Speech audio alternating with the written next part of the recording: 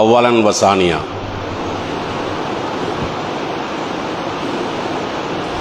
रलीतु बिल्लाहि रब्बन व बिल इस्लामी दीना व बि मुहम्मद नबियन व रसूला। औज़ु बिल्लाहि मिनश शैतानिर रजीम। बिस्मिल्लाहिर रहमानिर रहीम। मन खसियर रहमानो बिल गैब व जाअ बिकल्बिन मुनीब।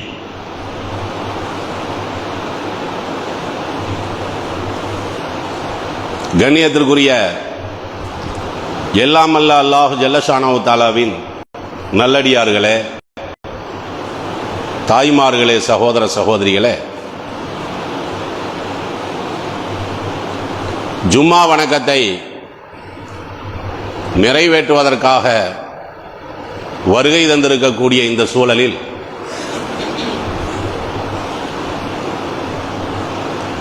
இறையச்சமும் சுய பரிசோதனையும் என்கின்ற தலைப்பிலே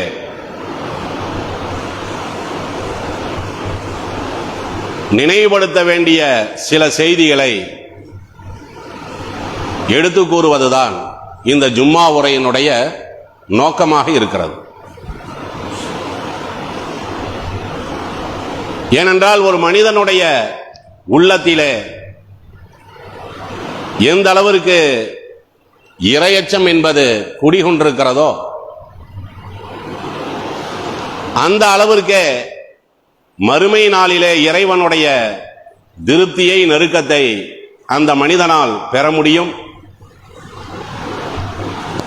ஒரு மனிதனுடைய உள்ளத்திலே எந்த அளவிற்கு ஈமான் குன்றி போய் இருக்கிறதோ அந்த அளவிற்கு மறுமை நாளிலே இறைவனுடைய கோபத்தையும் சாபத்தையும் அந்த மனிதனால் நெருங்கிவிட முடியும்.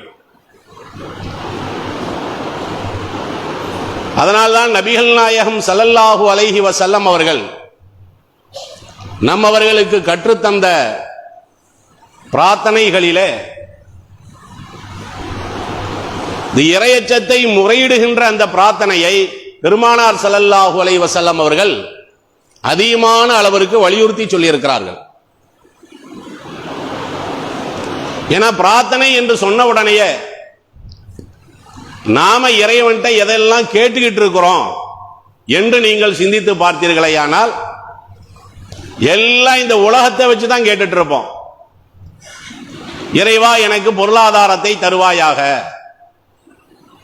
என்னுடைய குடும்பத்திலே மகிழ்ச்சியை ஏற்படுத்துவாயாக, ஆரோக்கியத்தை தருவாயாக. இதை தாண்டி நம்ம வேற ஏதாவது கேட்டிருக்கோமா? கேட்க கூடாதுன்னு இல்ல. இதை கேட்பதற்கும் பெருமானார் ஸல்லல்லாஹு அலைஹி வஸல்லம் அவர்கள் நம்மவர்களுக்கு வழிகாட்டி இருக்கிறாங்க. ஆனால் ஒரு மனிதனுடைய மறுமை வாழ்வு எதனால் வெற்றியை தழுவுமோ அந்த இறையச்சத்தை கேட்குமாறு பெருமானார் ஸல்லல்லாஹு அலைஹி வஸல்லம் அவர்கள் நம்மவர்களுக்கு வலியுறுத்தினாங்களா இல்லையா? சுருக்கமா சொல்ல போனா 2 விஷயத்தை பிரார்த்தனையில் நாம் அன்றாடம் சேர்த்த வேண்டும். ஒன்னு என்னன்னா, அல்லாஹும்ம இன்னி அஸ்அலுகல் ஹுதா, இறைவா உன்னிடத்திலே நான் நேர்வழியை கேட்கிறேன். நேர்வழி நம்ம சொல்றோம் பாத்தீங்களா? ஒரு புத்தகத்தை படிக்கிறோம், செய்தியைத்தான் நமக்கு அறிந்து கொள்ள முடியுமே தவிர அந்த வழியில் நாம் போக முடியுமா? இது நல்லதுன்னு எல்லாத்துக்கும் தெரியும், இது கெட்டதுங்கிறது எல்லாத்துக்கும் தெரியும். கெட்டதையெல்லாம் தவிர்த்தா நம்ம வாழ்றோம். ஆனா கெடுதல் என்னங்கிறது நம்மளுக்கு தெரியும், நல்லது என்னங்கிறது நம்மளுக்கு தெரியும். ஏன் நம்மளுடைய உள்ளத்துல ஏன் வந்து அது தைக்கல, ஏன் நடைமுறைக்கு வரல? அதுக்கு பேர் தான் ஹிதாயத்துங்கிறது. ஹிதாயத்து ஹிதாயத்து நம்ம சொல்றோம் பாத்தீங்கன்னா, நேர்வழி. நேர்வழி என்பது இறைவன் ஒரு மனிதனுக்கு வழங்கினால் மாத்திரம்தான் அவன் நேர்வழியில வருவான். அதுக்காக வேண்டி நீங்க பிரச்சாரம் பண்ணாதீங்கன்னு கிடையாது. பிரச்சாரம் பண்ணி பண்ணி சோர்ந்து விடக்கூடாது. அதுதான் அதனுடைய யதார்த்தம். இல்லைன்னா இந்த ஊரில் நடக்கக்கூடிய பிரச்சாரம் இருக்கு பாத்தீங்களா, எத்தனை பள்ளிவாசல் புளியங்குடியில, எத்தனை ஜமாத்தினுடைய பள்ளிவாசல் இருக்கிறது, வார கிளாஸ் நடக்கிறது, ஜும்மா நடக்கிறது, பொதுக்கூட்டம் நடக்கிறது. அது ரூமுக்குள்ள நடக்கல, இந்த மாதிரி மைக்கு போட்டு நடக்கிறது. அறிவுபூர்வமான கருத்துக்களை தான் நம்ம எடுத்து சொல்றோம். எத்தனை வருஷமா சொல்றோம்? அத்தனை மக்கள் வந்துட்டாங்களா? புளியங்குடியில ஒரு பாதி மக்களாவது வந்திருக்கணுமே இல்லையா? எத்தனை பேர் வந்தாங்க? ஏன் வரல? வராத காரணம் என்ன? சொல்றதுல கோளாறா? அப்ப சொல்றதுல கோளாறா இருந்த காரணத்தினாலதான் நூஹ் அலைஹிஸ்ஸலாத்து வஸ்ஸலாம் அவர்களுடைய பிரச்சாரத்தால மக்கள் வரலையா? நபிமார்களையே அதிகமான வருடங்கள் பிரச்சாரம் செய்தது யாரு குர்ஆனுடைய பார்வையில? நூஹ் அலைஹிஸ்ஸலாம் 950 வருட காலம் அவர் பிரச்சாரம் பண்ணியிருக்காரு. நீங்க 4 வருஷம் பிரச்சாரத்துல தான் இவ்வளவு மாற்றத்தை ஏற்படுத்தி இருக்கிறீங்க. அதிகபட்சமா 10 வருஷம். 950 வருட காலமாக அதுவும் ஒரு நபி எப்படி பிரச்சாரம் பண்ணுவாரு? திட்டியா பண்ணுவாரு? தப்பா பண்ணிடுவாரா? வார்த்தைகளை கடினமா பண்ணிடுவாரா? கூலாலஹு கவுனன் லையினா, அல்லாஹ் அப்படியே சொல்லி விடுறான்ல. மூசா நபிட்ட அல்லாஹ் என்ன சொல்லி விட்டான்? நளினமா எடுத்து சொல். ஆக அழகான முறையிலே பிரச்சாரம் செய்தார்கள், தெளிவான முறையிலே பிரச்சாரம் செய்தார்கள். ஆனால் 950 வருட காலம் பிரச்சாரம் செய்தும் நூஹ் நபியை எத்தனை பேர் ஏத்துக்கிட்டாங்க? எத்தனை பேர் ஏத்துக்கிட்டாங்க 950 வருஷத்துல? வருஷத்துக்கு ஒண்ணு கூட இல்லை. விளங்குதா உங்களுக்கு? ஒருத்தனை பிடிச்சு ஒரு வருஷமா நான் அவனுக்கு பிரச்சாரம் பண்றேன், மாத்த முடியுமா? மாத்த முடியாதா? 950 வருட காலமாக நூஹ் நபி பிரச்சாரம் பண்றாரு. வருஷத்துக்கு ஒரு ஆளுன்னு போட்டா கூட 950 பேர் வந்திருக்கணுமா இல்லையா? ஆனா வந்தது எத்தனை பேருன்னு பாத்தீங்கன்னா 80 பேர் தான். வெறும் 80 பேர். அப்ப காரணம் என்ன? ஹிதாயத்துங்கிறது அல்லாஹ் கொடுக்கணும். எடுத்து சொல்றதா நம்மளுடைய வேலையை தவிர ஒரு ஆளை வம்படியா புடிச்சு இழுத்துட்டு வந்து இந்த கத்து கத்துறான், உனக்கு தானே ஏற்பாடே பண்றான், என் காதுல விழுகலையா, செவுடா. நான் செவுடாக்கி வச்சிருக்கிறேன். யாசின் சூறாவிலேயே அல்லாஹ் ஜல்ல ஷானஹு தஆலா அதை ரொம்ப தெளிவாக நம்மவர்களுக்கு சொல்றானா இல்லையா? லகத் ஹக்கல் கவுலு, நாம் தீர்மானித்து விட்டோம், அலா அக்ஸரிஹிம், அவர்களில் அநேகமானவர்கள் லா யூமினூன், ஈமான் கொள்ளவே மாட்டான். நான் எழுதி வச்சுட்டு அவன் வரமாட்டான். எதுல இருக்குது? யாசின் சூறாவுல இருக்கு. அது சின்ன விஷயமா கூட சொல்லல, அத உதாரணமா சொல்றான். இன்னா ஜஅல்னா ஃபீ ஆனாகிஹிம் அக்லாலா. ஏன் அவன் நீங்க சொல்றத கேட்க மாட்டேங்கிறான்னு கேட்டா, அவன் கழுத்துல நான் என்ன பண்ணி இருக்கிறேன்? ஒரு கயித்தை கட்டி இருக்கிறேன். இப்படி ஒரு கயிறு இப்படி கழுத்துல கட்டி, அரிகண்டங்கள் இருக்கு பாத்தீங்களா, அரிகண்டங்களால கட்டுறது, நீட்டிட்டு இருக்கும். இப்படி கட்டி இப்படி தூக்கிட்டான் அல்லாஹ். என்ன இப்படி நிக்க வச்சாச்சு, ஒரு கயிறை கட்டி இப்படி நல்லா அல்லாஹ் இப்படி தூக்கிட்டான். எனக்கு இங்க என்னன்னு தெரியுமா? தெரியாது இல்ல, தூக்கிட்டான் அல்லாஹ். இப்படியே நம்ம நிமிர்ந்துட்டு இருக்கிறாங்க, என்ன தெரியும்? ஒன்னும் தெரியாது. அது மாத்திரம் அல்லாஹ் சொல்லல, வஜஅல்னா மின் பைனி ஐதீஹிம் சத்தா, அவன் கழுத்தை தூக்கியதோடு அதுக்கு முன்னாடி ஒரு திரையவும் நான் போட்டுட்டேன். கழுத்து தூக்கினாவே தெரியாது, முன்னாடி ஒரு திரை. வஜஅல்னா மின் பைனி ஐதீஹிம் சத்தா வ மின் கல்ஃபிஹிம் சத்தாங்கற, பின்னாடியும் ஒரு திரை. என்ன தெரியும் அவனுக்கு? ஒன்னும் தெரியாது இல்ல. நேர் வழி என் கையில இருக்குதுங்கிறான். தெளிவா தெரியுதா இல்லையா? அப்ப எதுக்கு நம்ம இதை சொல்ல வர்றோம்? நாம் பிரார்த்தனை செய்யக்கூடிய நேரத்தில் இறைவா என்னை நேரிய வழியில் நீ நடத்துவாயாக, இன்னி அஸ்அலுக்கல் ஹுதா, நேரு வழியில என்ன கொண்டு போ, நான் அறிந்து பெரிய விஷயம் இல்லை, மேட்ரு கிடையாது. இது நல்லது கெட்டதுன்னு அறிஞ்சு என்ன பண்றது? பட்டம் உலகத்துல பட்டமா வாங்க போறோம் இல்ல பரிசு கொடுக்க போறானா? அறிஞ்சிட்டல்ல, அதன் பக்கம் என்ன இழுத்துட்டு போ. என் குடும்பத்தை கூட்டு போ, என் மனைவியை கூட்டு போ, என் புள்ள குட்டிய கூட்டு போ. நான் உலகத்துல மாத்திரம் என் குடும்பத்துல சந்தோஷமா இருந்தா பத்தாது, மறுமை நாளில் என் குடும்பத்தில் நான் சந்தோஷமா இருக்கணுமா இல்லையா? அப்ப மறுமை நாளில் நான் எனது மனைவியை, நான் எனது பிள்ளையை, எனது உறவினர்களை, தாயை, தந்தையை சேர்ந்து வாழ வேண்டும் என்று சொன்னால் அவர்களுக்கும் நேரிய வழியை காட்டு. இப்படி துவா செய்யுங்கன்னு ரசூலுல்லாஹ் சொன்னாங்களே, நம்மளுக்கு துவா செய்யறதுக்கே நேரம் இல்லையே. ஜும்மா எப்ப முடியும்? உடனே கிளம்பு. வர்றது ரொம்ப தாமதம், போறதுல முதல் மார்க், வர்றதுல லாஸ்ட் மார்க். இன்றைக்கு இப்படித்தானே தமிழகத்தினுடைய முஸ்லிம் சமுதாயத்தினுடைய நிலை இருக்கிறது. அப்ப நேரு வழியை கேட்கணுங்கிறது அடிப்படை. இரண்டாவது என்ன? வத்துகா, இறைவா இறையச்சத்தை எனக்கு ஏற்படுத்துவாயாக. என்கிட்ட உள்ளம் இருக்குது, குப்பையார் நாரி கடகு. என்னுடைய இதயம் எப்படி இருக்குதுன்னு கேட்டா, குர்ஆன் என் வீட்டில் இருக்குது, ஹதீஸ் என் வீட்டில் இருக்குது, அது ரெண்டுமே என்னுடைய மொபைல்ல இருக்குது. ஆனா எங்க இல்ல? இதயத்தில் இல்ல. என்னுடைய இதயத்தினுடைய ஈமான் இருக்கு பாத்தீங்களா, அந்த ஈமான் வலுவிழந்து இருக்கிறது, உயிரற்ற நிலையிலே இருக்கிறது, சத்தில்லாத நிலையிலே இருக்கிறது. இந்த சத்தில்லாத ஈமானோடு நான் செத்து போனால் மறுமை நாளிலே உன்னிடத்தில் நான் வெற்றி பெற முடியுமா? சுவன வாழ்வை அடைய முடியுமா? அதனால எனக்கு இறையச்சத்தை தா. இதெல்லாம் பெருமானார் ஸல்லல்லாஹு அலைஹி வஸல்லம் அவர்கள் கற்றுக் கொடுத்தாங்களா இல்லையா? சின்ன வார்த்தை தான், அல்லாஹும்ம இன்னி அஸ்அலுகல் ஹுதா வத்துகா. இந்த ரெண்டு வார்த்தை தான், வேற ஒண்ணு இல்லை. அல்லாஹும்ம இன்னி அஸ்அலுகனா நான் கேட்கிறேன்னு அர்த்தம், ஹுதானா நேர்வழி, துக்கானா இறையச்சம். எழுதி வைக்கணுமே இல்லையா?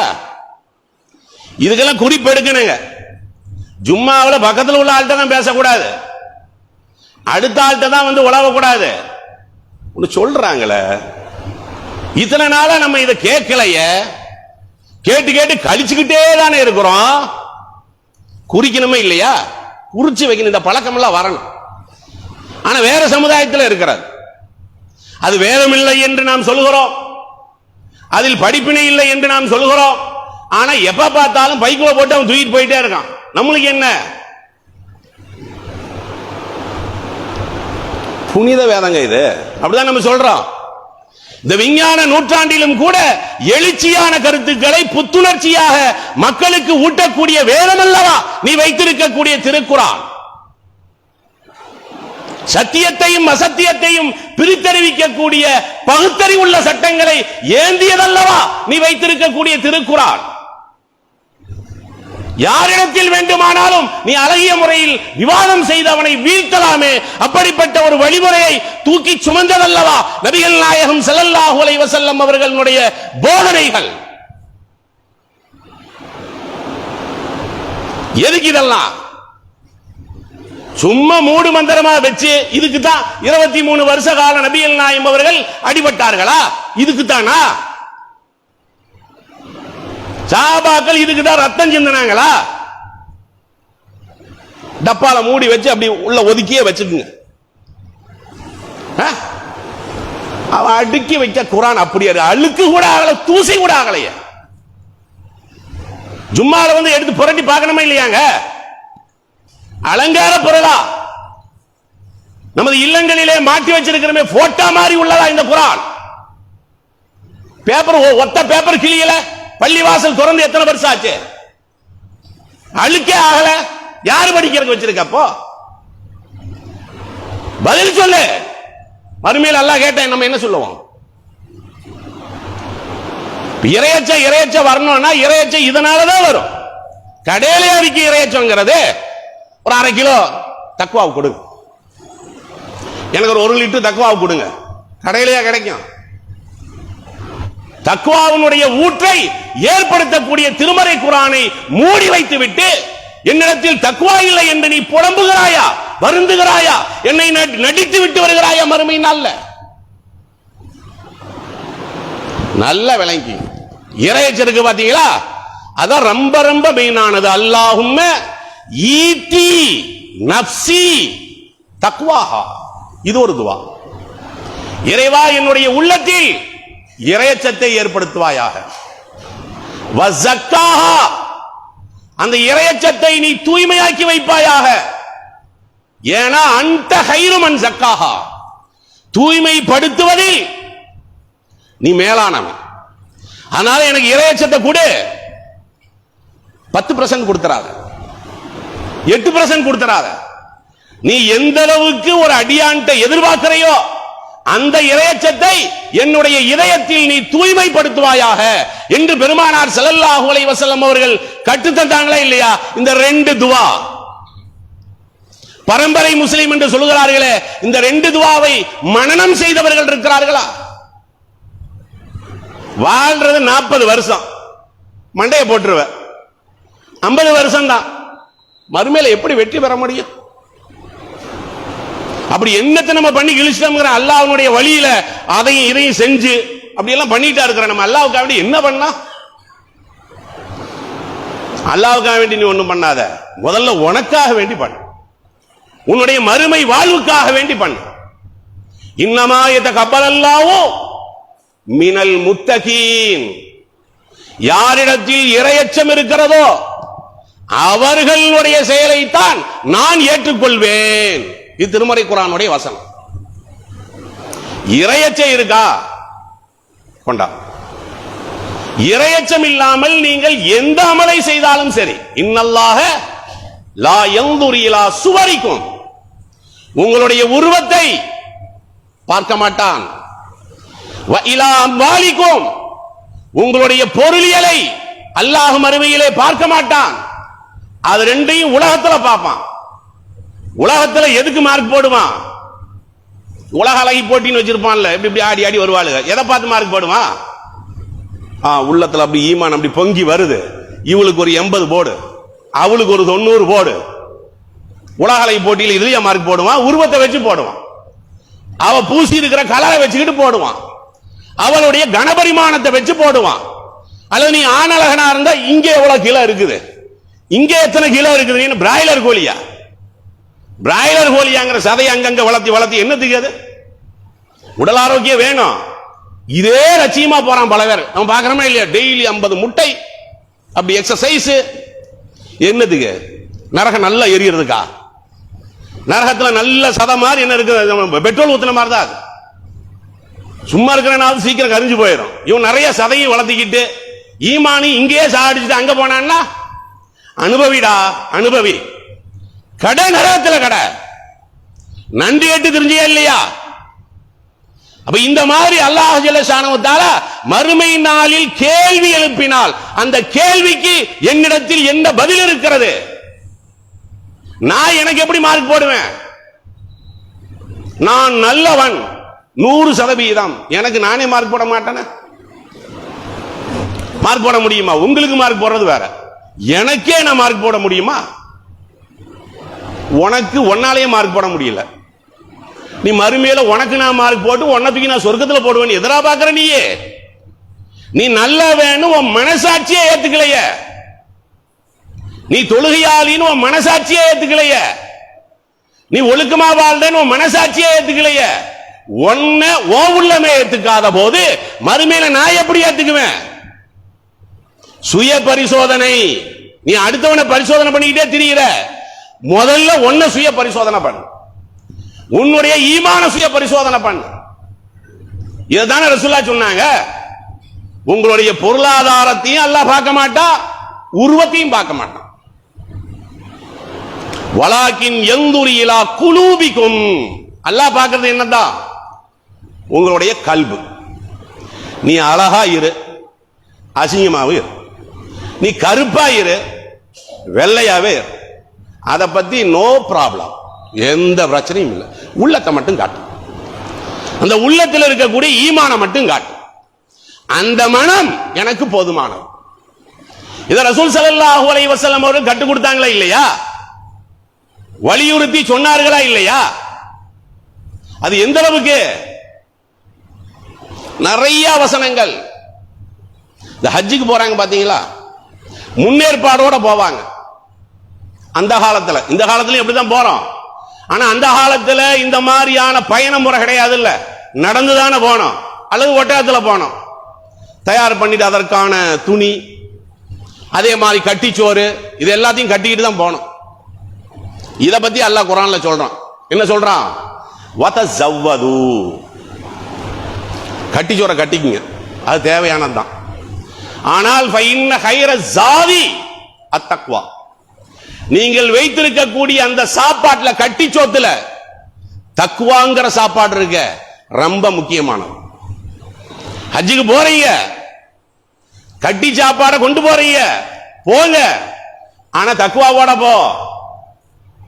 நீ தக்வாவோட போ. உன்னை கேட்டா ஊர்ல உள்ளவன் ஜும்மா போயிருக்கான்னு சொல்லுவான். நீ எதுக்காக வேண்டி வந்திருக்கன்னு எனக்கு தான் தெரியும். எதுக்கு நீ வந்திருக்கிற? வாரத்துக்கு ஒரு தடவை கூட பள்ளிவாசலுக்கு போலன்னா நம்மளை மதிக்க மாட்டாங்கள, ஊர்ல முஸ்லீம்னு சொல்ல மாட்டாங்கள, எல்லாம் எனக்கு தெரியும். ஆனா மனுஷனுக்கு தெரியாது. அல்லாஹ் குர்ஆன்ல சொல்றானா இல்லையா? ஹஜ்ஜ பத்தி தான் அல்லாஹ் சொல்றான். இன்னைக்கு ஹஜ்ஜுக்கு போகக்கூடியவர்களும் கூட அந்த அமலை நாசமாக்கிறாங்க. எந்த அமலை? ஹஜ்ஜுக்கு போற முடிய ஒரு சாதாரண அப்துல் காதர் தான். போயிட்டு வந்ததுக்கு அப்புறம் அல்ஹாஜ் அப்துல் காதரா மாறிடுவார். போற முடியும் அவர் பீர் முகமது தான்.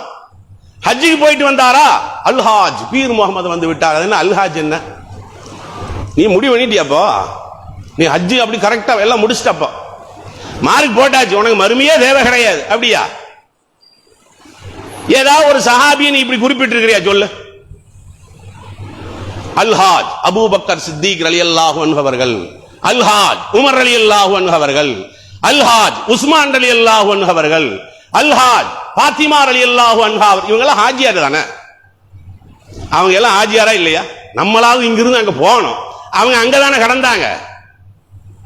யாரையாவது ஹாஜியாரம்மா, அந்த சஹாபாக்கள் பெண்மணிகள் எல்லாம் ஹாஜியாரம்மா வந்துட்டாங்க அப்படி எல்லாம் சொன்னாங்களா?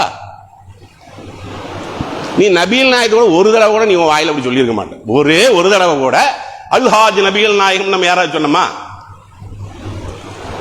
சொல்லலையில. அதனால பட்டமா, உனக்கு பட்டமா கொடுத்துருக்காங்க. இம்தாதி மன்பயி பிஏ எம்ஏன் பட்டம் கொடுக்குறாங்க. பட்டமா உனக்கு? ஹஜ்ஜுக்கு போறது பெருசு இல்ல. அந்த ஹஜ்ஜுக்கு போகக்கூடிய நேரத்தில் என்னென்ன காரியத்தை நீ செஞ்சையோ அந்த இறையச்சம் உன்னிடத்தில் வளரவில்லையானால் நீ லட்சக்கணக்கில் செலவு பண்ணி ஹஜ்ஜுக்கு போனாலும் சரி, அந்த ஹஜ்ஜை தூக்கி நான் வீசி விடுவேன் குப்பையிலே. தொங்கோட்ட ஓடுறாங்க போய் சை போறாருல, புரிஞ்சுக்கிட்டு போ. ஓடி போறேல, அதனுடைய வரலாற்று பின்னணி ஒண்ணு இருக்குல்ல, அதை புரிஞ்சுட்டு ஓடு. அடிக்கிறீங்களா? அங்க போய் கள்ள தூக்கி அடிக்கிறீங்களா? என்னதுக்கு அடிக்கிற? கள்ள தூக்கி அடிக்கிறாங்களா இல்லையா? அங்கே சைத்தானா பெஞ்சு போட்டா உட்காந்துருக்காங்க, நீ போய் அங்க போட்டு கள்ள தூக்கி போட்டு அடிக்கிறதுக்கு ஒரு காரணம் இருக்கா இல்லையா? இறைவனுடைய கட்டளையை நடைமுறைப்படுத்துவதற்கு இப்ராஹிம் அலைஹிஸ்ஸலாத்து வஸ்ஸலாம் அவர்கள் தன்னுடைய மகனை அழைத்து அறுப்பதற்கு வந்த நேரத்தில், நீயே வயசா போன ஆளு, உனக்கு அல்லாஹ் இந்த நேரத்தில் ஒரு குழந்தையை கொடுத்திருக்கிறான், இந்த நேரத்தில் போய் நீ அறுக்கலாமா? உன்னை நீ யோசிச்சு பார்க்க வேணாமா? சைத்தான் வந்து வழி எடுத்தானா இல்லையா? அந்த நேரத்தில் தான் இப்ராஹிம் அலைஹிஸ்ஸலாத்து வஸ்ஸலாம் அவர்கள் என்ன பண்ணாங்க? ஒடா சைத்தானேன்னு தூக்கி அடிச்சாங்க. உனக்கா நான் கட்டுப்படுவேன்? என்னை படைத்தவன் இறைவன், அவனுக்கு தெரியும் எனக்கு எப்ப குழந்தைய கொடுக்கணும், யாருக்கு ஆம்பளைய கொடுக்கணும், யாருக்கு பொம்பளைய கொடுக்கணும், யார மலடா ஆக்கணும், யாருக்கு ரெண்டையும் சேர்த்தி கொடுக்கணும், எல்லாம் அவனுக்கு தெரியும். போறான் தூக்கி எறிஞ்சார், கள்ள தூக்கி அடிச்சார். அதுக்கு தான் அந்த கல் எறியுது. அந்த படிப்பினைய பேரு, இந்த படிப்பினைய பெறணுமா இல்லையாங்க? நாம அந்த மாதிரியான படிப்பினையை எதையுமே பண்ணாம சும்மா வழிபாட்டில் மட்டும் என்ன செய்யற, நம்ம கவனம் செலுத்தி கொண்டிருக்கிறோம். அல்லாஹு அக்பர் என்று தக்பீர் சொல்கிறோம் என்று சொன்னால் படிப்பினை பெறு. அல்லாஹு அக்பர்னு சொல்றைய உறக்க சொல்லு. அல்லாஹ் தான் பெரியவன். நீ யாரா? நீ யாரு? உன் அப்பா யார்? உன்னுடைய அதிகாரி யார்? இவன் யார் அவன் யார்? ஏமாத்த வந்த? அல்லாஹ் அக்பர், அல்லாஹ் பெரியவன், அல்லாஹ் பெரியவன். உண்மையா நீ சொல்லைய. அல்லாஹ் பெரியவன் நான் தானே கொடுத்த திருமறை குர்ஆன், அதில் போட்டிருக்கக்கூடிய சட்டங்களை நீ உண்மையில் என்னை பெரியவன் என்று மதித்திருந்தால் நீ எடுத்து நடைமுறையில வச்சிருப்பியா இல்லையா? இயன்றவரை நீ செயல்முறை படுத்திருப்பாயா இல்லையா? ஏமாத்தி சுத்துறையா? ஒவ்வொரு பெருநாளுக்கு தக்பீர உட்கார்ந்து முழங்குற, அல்லாஹு அக்பர், அல்லாஹு அக்பர், அல்லாஹு அக்பர் கபீரா, அவன் தான் ரொம்ப பெரியவன் சொன்னேல, நீ மாறலைய. என்ன பெரியவங்கிற இடத்துல கொண்டு போய் வைக்கவே இல்லையே, பயம் வரலைய. இன்னமல் மூமினூன் அல்லதீன இதா ذுகிரல்லாஹ் வஜிலத் குலூபுஹும், அல்லாஹ் என்று சொல்லப்பட்டால் அவர்களுடைய இதயம் நடுங்கும்னு சொன்னானே, நடுங்கலைய. உனக்கு நடுங்கலைய? ஒரு சிசிடிவி கேமராவை பார்த்து நீ நடுங்கலைய? தப்பு பண்ண மாட்டேங்கிறோம். ஏன்? கேமரா வச்சிருக்க, பதிவாய் போச்சுன்னா நாம நிறைய விஷயங்கள்ல தப்பு பண்றது கிடையாதுங்க. காரணம் என்ன? அல்லாஹ்வுக்காக வேண்டியா? மாமா பார்த்தா என்ன ஆவறது? இது வெளியே தெரிஞ்சா நம்முடைய கௌரவம் என்ன ஆவறது? இதுக்குத்தானே, இதுக்குத்தானே நீ திருடல, இதுக்குத்தானே நீ பகிரங்கமா கெட்ட வார்த்தை பேசாம இருக்கிற. பள்ளிவாசல்ல உட்கார்ந்து யாராவது கெட்ட வார்த்தை பேசுவாங்களா? இல்ல இல்ல. டீ கடையில, குடும்பத்தில் சண்டை நேரத்தில், நண்பர்கள்ட்ட சண்டை போடுற நேரத்தில் என்ன பண்ற? நம்மள்ட்ட உள்ள தக்வாவை பரிசோதனை பண்றது இருக்குது பாத்தீங்கன்னா, ரொம்ப ஈஸி. பரிசோதனை கூட உலகத்தில் எல்லாமே இருக்கா பாத்தீங்களா? நிறைய இருக்கு பரிசோதனை கூட. கிட்டத்தட்ட பாத்தீங்கன்னா 767 726 பரிசோதனை கூடம். எதுக்கு? உணவுக்கு இருக்கு. இது நல்ல உணவா கலப்பட உணவா, இது செக்கெண்ணையா அதே மாதிரி போலி எண்ணெயா கண்டுபிடிக்கிறான் பாத்தீங்களா? உணவு சம்பந்தமாக 726, இது இந்தியாவில் மட்டும்தான் பரிசோதனை கூட இருக்கு. அதே மாதிரி மருத்துவ பரிசோதனை கூட இருக்கு. இந்த மாத்திரை நல்ல மாத்திரையா பரிசோதனை பண்ணலாம். இப்ப எங்கிட்ட வந்து தக்வா இருக்கா இல்லையா? நான் எப்படி பரிசோதனை பண்றது? எப்படி பரிசோதனை பண்றது? தமிழ்நாடு தக்வா ஜமாத்துன்னு அப்படி ஏதாவது இருக்குதா? நம்ம புளியங்குடி அதே மாதிரி வேற வேற ஊர்களில் இருக்கக்கூடிய முஸ்லிம்களுடைய ஈமானை எல்லாம் கொண்டு போய் கொடுத்து கொஞ்சம் டெஸ்ட் பண்ணுங்க, இந்த தக்வா எப்படி நல்லா இருக்கான்னு பார்த்து சொல்லுங்கன்னு சொல்லவா முடியும்? விசாரிக்க முடியுமா? அப்ப எங்கிட்ட தக்வா இருக்குதா இல்லையாங்கிறது எப்படி கண்டுபிடிக்கிறது? பெரிய ஆராய்ச்சி எல்லாம் தேவையில்லை. குர்ஆன்லயே அல்லாஹ் சொல்றான், மன் ஹசியர் ரஹ்மான் பில் கைப், யார் தனிமையிலே அல்லாஹ்வை அஞ்சுகிறானோ, வஜாபி கல்பி முனீப், அல்லாஹ்வுக்கு மட்டும் கட்டுப்பட்டு சரணாகதி அடைகிறானோ, அவனுக்குத்தான் வாக்களிக்கப்பட்ட சொர்க்கம். இறைச்சம்னா என்னன்னு கேட்டா, தனிமையில் இருக்கும் போது நீ எப்படி இருக்கிற, அதுக்கு பேர் தான் இறைச்சம். தனிமை கூட்டத்தில் இருக்கிறதல்ல. வீட்டில் உட்கார்ந்து இருக்கிறேன், நான் எப்படி இருப்பேன்? கையில மொபைல் இருக்கு, தனி அறையில் உட்கார்ந்து இருக்கிறேன், எப்படி வச்சிருக்கேன்? நான் எப்படி பயன்படுத்துவேன்?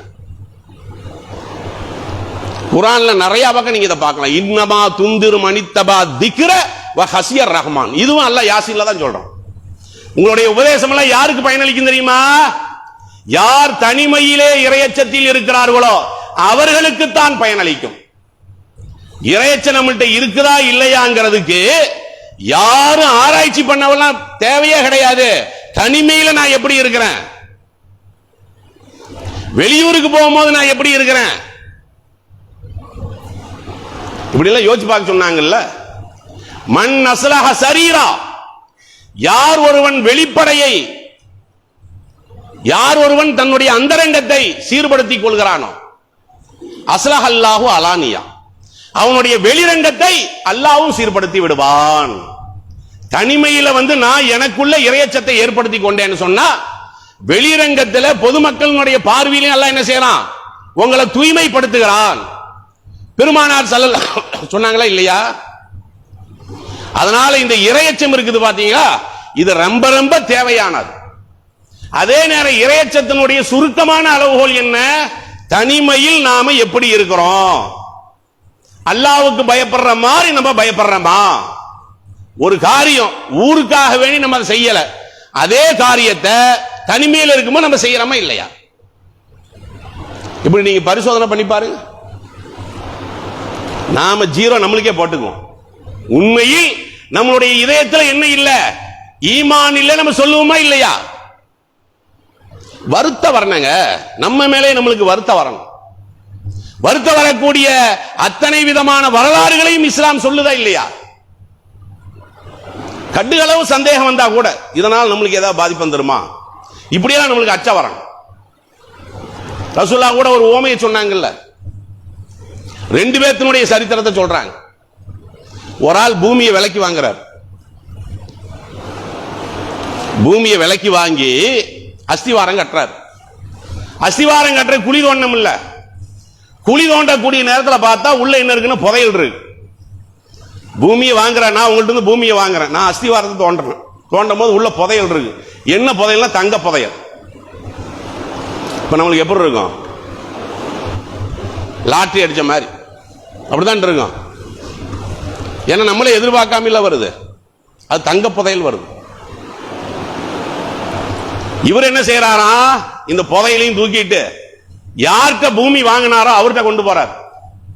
அவர்கிட்ட போய் சொல்றாரு, இன்னமஸ்தரைத்துக்கு முள் அரள வலஸ்தரைத்துக்கு முள் தகப. நான் உங்ககிட்ட வாங்கினது பூமியை தான் வாங்கினேன், தங்கத்தை நான் வாங்கல. ஆனா புதையல் பாரு, உள்ள இவ்வளவு புதையல் கிடக்கு, இது எனக்கு உள்ளது இல்லைன்னு சண்டை போட்டார். இப்ப நம்ம சண்டை போடுமா இப்படி? சரி, இப்படி ஒரு ஆள் கொண்டு வந்தான்னு வைங்களேன், நம்ம என்ன பண்ணுவோம்? 1ஆம் நம்பர் இழிச்சவாய், இவனை மாதிரி இழிச்சவன் எவனாவது கிடைப்பானா? ஆமா ஆமா ஆமா, இப்பதான் நம்ம நினைவு வருது, எங்க தாத்தாவோட தாத்தா அங்க வச்சிருந்தாருன்றான். என் தாத்தாவோட தாத்தா இருக்காருல்ல, ஆமா அன்னைக்கு எழுதி வச்சான்னு எங்க அம்மா கூட சொன்னாங்க, நல்ல வேலை நீ நல்லவனா இருக்கிறனால கொண்டு வந்து கொடுத்தேன்ப்பா, வேற ஒண்ணும் இல்ல. அவன் லேசா ஒரு வார்த்தையில பாராட்டி தூக்கி விட்டு போட்டு அனுப்பிட்டுருவான். ஆனா அவர் என்ன பண்றாரு, நான் உனக்கு பூமியை வித்தேன், பூமியை தான் நான் வித்தேன், புதையிலையா நான் உனக்கு வித்தேன். இன்னமா பேத்துக்குள் ஆறல, நான் உனக்கு வித்தது பூமியை தான் நான் வித்தேன். வலா பேத்துக்கும் தஹப, ஆனா நான் புதையில விக்கல, இது எனக்கு இல்ல என்னோடது இல்லன்னு சண்டை. சண்டை எதுக்குன்னு பாருங்க, சண்டை எதுக்கு? நீ அண்ணனோட போட்ட சண்டை எதுக்கு? 2 செங்கலுக்கு. உன் மாமனோட நீ போட்ட சண்டை எதுக்கு? ஒரு ஏசிக்கு, ஏசி ஒரு காருக்கு, குடும்பத்தையே பழச்சு வாழ்றைய எதுக்கு? 1 லட்சம் ரூபாய் 2 லட்சம் ரூபாய் காசு நம்மளோட இல்லைன்னு தெளிவா தெரியுது, இருந்தாலும் ஆசை. இதுதான் தக்வாவுக்கு விரோதமானதுங்கிறது. ஆனா இங்க என்ன சண்டை? இந்த சண்டை தீரவே இல்லை. இவர் எனக்கு வேணாங்கிறாரு, அவர் எனக்கு வேணாங்கிறாரு. அப்ப அந்த பொருள் இங்க கடைசியில் அதை தூக்கிட்டு வேற ஒரு ஜமாத்துல கொண்டு போறாரு அவர் பிரச்சனைய. ஜமாத்காரங்க என்ன பண்ணாங்க, என்னது 2 பேர் சண்டை போட்டிருக்கீங்க தேவையில்லாம, இதுக்கெல்லாமா சண்டை போடுறது, வை பைத்துல் மால்ல வை போ அப்படி அனுப்புனாரா? அந்த தலைவர் இதை விட பெரிய தலைவரா இருந்திருக்காரு போல இருக்கு. இவங்கள்ட்ட இருக்கக்கூடிய இறையச்சத்தை விட அவர் என்ன பண்ணி இருக்கிறாரு, உனக்கு உள்ளதும் இல்ல உனக்கு உள்ளதும் இல்ல, 2 பேரும் இதுலயே போட்டு சண்டை போடுறீங்க. 2 பேருக்கு பிள்ளைகள் இருக்கா, உனக்கு என்ன பிள்ளை, ஆம்பளை பிள்ளை இருக்கா, சரி உனக்கு பொம்பளை பிள்ளை இருக்கா, 2 பேருக்கு கல்யாணத்தை பண்ணி நீ என்ன செஞ்சிரு, இந்த புதையில அவங்க கையிலேயே கொடுத்துரு. இது ரசூலுல்லாஹ் சொன்னது. எங்க இருக்குது? புகாரில இருக்கிறது. ஏன் சொல்றாங்க? பொருளாதாரத்தில எல்லாம் இறையச்ச வேணும். உன் பாக்கெட்டில் இருக்கக்கூடிய 500 ரூபாய் நம்பர் மட்டும் இருந்தா பத்தாது, உன்னுடைய இறையச்சம் அதில் ஒட்டி இருக்க வேண்டும். அடுத்தவன் இருந்து நீ வாங்கின அந்த 500 ரூபாய் உன்னுடைய முழு உழைப்பு இருந்தால் அது இறையச்சத்தினுடைய சம்பாதிப்பு இருக்கா? எத்தனை பேருக்கு கடனை வச்சிருக்கிறோம், எத்தனை பேருடைய பொருளாதாரத்துக்கு மாத்தமா நம்ம நடந்துட்டு இருக்கோம். இதெல்லாம் இறையச்சத்துக்கு உட்பட்ட காரியமா? ரசூலுல்லாஹ் சொன்னாங்களா இல்லையா? தக்வாவுடைய அடையாளமாக பொருளாதாரத்தையும் சொன்னாங்களா இல்லையா? இப்படி நீங்க ஒவ்வொன்றையும் உரசி பார்த்தால் எவையெல்லாம் அல்லாஹ் திருக்குர்ஆனிலே செய்ய வேண்டாம் என்று சொல்கிறானோ அது எல்லாம் இறையச்சத்திற்கு எதிரானது. எதையெல்லாம் செய்ய வேண்டும் என்று அல்லாஹ் கட்டளையிடுகிறானோ அது எல்லாம் இறையச்சத்தை வளர்த்தக்கூடியது.